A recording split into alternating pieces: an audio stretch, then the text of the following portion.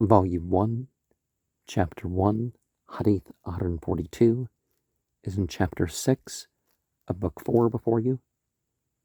Narrated Atta bin Yasar. Ibn Abbas performed ablution and washed his face in the following way. He laid out a handful of water, rinsed his mouth, and washed his nose with it by putting in water and then blowing it out.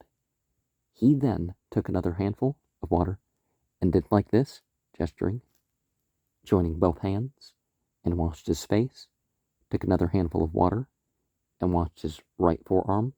He again took another handful of water, and washed his left forearm, and passed wet hands over his head, and took another handful of water, and poured it over his right foot, up the ankles, and washed it thoroughly, and similarly took another handful of water, and washed thoroughly his left foot, up to the ankles, and said, I saw Allah's apostle performing ablution in this way. Now, we do have the basic mention of ablutions in Al-Quran, and like most things that would be obliged, there are things that there is extra that can be done. Certainly it is recommended to rinse out your mouth after you've eaten and all that.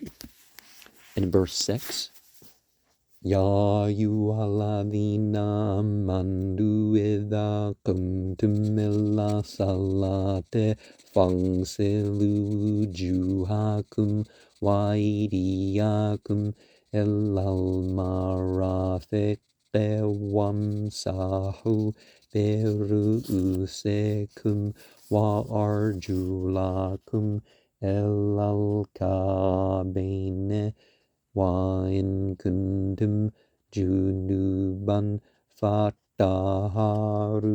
wa in kuntum marda wala safarin aw ja'a ahadun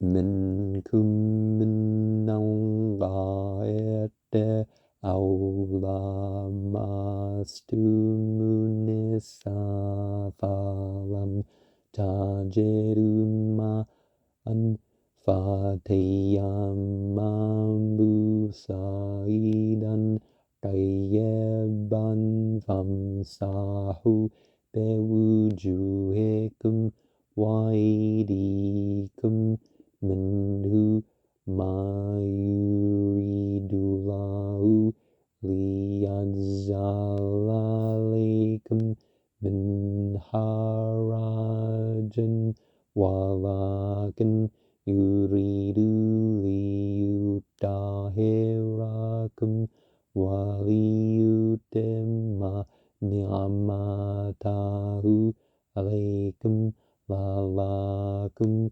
tashkurun. And we even have mentioned the dry ablution in here. You who believe, when you prepare yourself to offer the ritual prayer, wash your faces and your hands up to the elbows, pass your wet hands over your head, and wash your feet up to the ankles.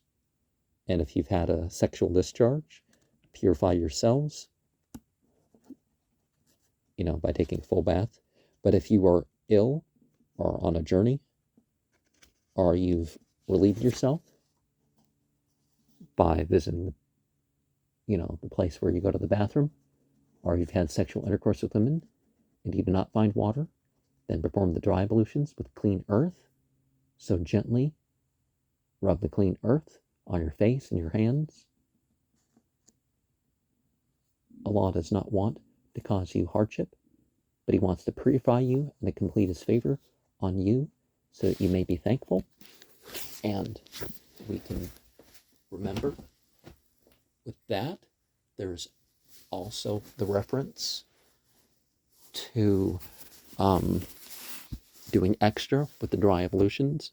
But again, what you got to, and before all that, you clean up the impurities if there's impurities on you. But in Islam, remember, there's a distinction between the impure, because you've went to the bathroom or have an affection or whatever, and the purities that are stay away from. So, the blood and the sexual fluid are supposed to be purities. But it's still something you wash off and, it's a state of keeping away from. There's a couple different versions of that.